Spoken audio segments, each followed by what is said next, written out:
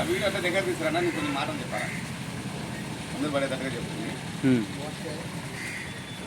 ఓం శ్రీ గాయత్రి మాత సమేత విశ్వకర్మ కుటుంబ సభ్యులందరికీ శుభ సాయంత్రం.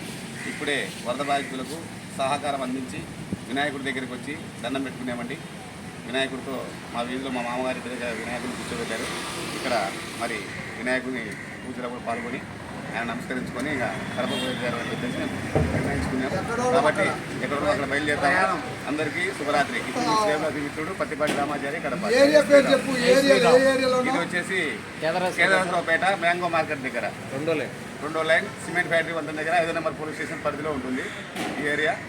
కాబట్టి ఇదంతా గమనించగలరని కోరుతున్నా. ఇటు మీ శ్రీరామరాజు. ఇప్పుడు ఉత్సవాలు చేయబట్టి 35 సంవత్సరాలు అయిందంట.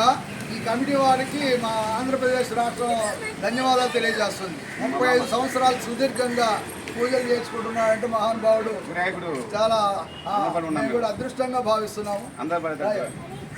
ముందుగా ఓం శ్రీ గాయత్రి మాత సమేత విశ్వకర్మ కుటుంబం విశ్వబ్రాహ్మణులందరికీ నమస్కారం అండి. ఈ యొక్క మనం విజయవాడలో వచ్చాము. వరద బాధితుల కోసం అన్ని కార్యక్రమాలు చేసాము.